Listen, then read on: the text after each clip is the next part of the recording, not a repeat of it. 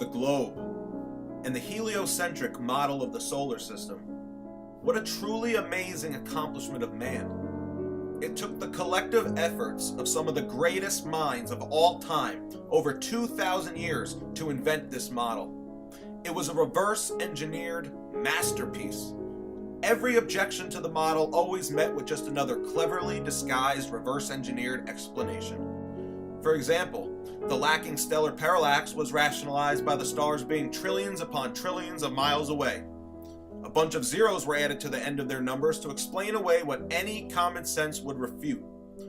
What these men did was invent a dual system of astronomy, a second model of the universe that can explain everything we observe, a model built on perfected mathematics that have no actual relevance to the truth. As George Orwell once wrote in his prophetic book, 1984, "What are the stars?" said O'Brien indifferently. "They are bits of fire a few kilometers away. We could reach them if we wanted to, or we could blot them out. The Earth is the center of the universe. The sun and the stars go round it." When we navigate the ocean, or when we predict an eclipse, we often find it convenient to assume that the Earth goes round the sun, and that the stars are millions upon millions of kilometers away. But what of it? Do you suppose it is beyond us to produce a dual system of astronomy? The stars can be near or distant, according as we need them. Do you suppose our mathematicians are unequal to that? Have you forgotten doublethink? These men invented a dual system of astronomy, and these men marveled at their accomplishments.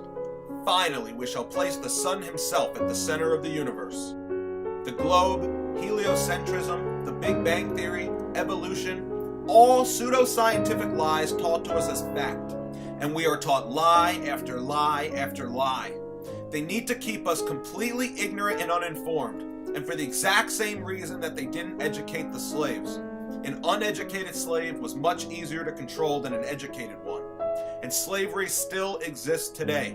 It has just evolved beyond the ball and chain. Instead of forced labor, we are allowed to have the illusion of education, and we are allowed to choose our own profession. This illusion of freedom and this illusion of choice makes us more productive. The more productive we are, the more taxes we can pay. We are all just small cogs in a massive machine. We are their slaves. We are their debt slaves.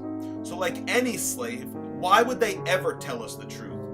Knowledge is power, and he who holds the knowledge holds the power. They pretended to give us educations, but all it was a watered-down curriculum designed to prevent your mind from reaching its true potential. All it was government indoctrination, and people gobbled up lie after lie. All these lies serve one master agenda, and that's to remove God from creation. Their answer for a randomly created, godless universe was the Big Bang Theory, which requires spherical-shaped stars and planets formed through gravity to even be plausible. It doesn't work if the Earth is flat.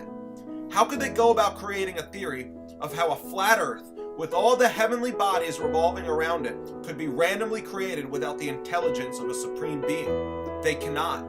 A flat, geocentric Earth proves creation, and this is a huge problem for the people who possess the power here on Earth.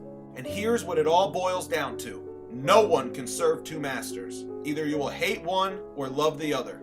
No one can serve both God and money. No one can serve both God and greed. The Bible clearly describes a flat and stationary earth with boundaries, a beginning and an end, as all things have. So if the earth were flat, it would prove God's word, and Satan is constantly telling us the opposite of what God's word tells us.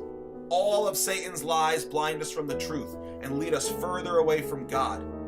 They work hard to try to hide God from us because no one can serve two masters. They want money to be your master. They need you to be a debt slave to their grand monetary Ponzi scheme because it is you, the common worker, that keeps this matrix alive and functioning. If people knew 100% that God is real, that there truly is an afterlife, and that this physical state we are in is only a tiny blip on the radar, they would stop showing up to their dead-end jobs working for slave wages, and they would stop being debt slaves to the bankers who rule over us, and people would choose to serve God instead of money. The entire system would collapse. These carefully manufactured lies all serve one agenda, and that is to hide God, so that we will continue to serve them and their debt-based money system and not God. because no one can serve two masters.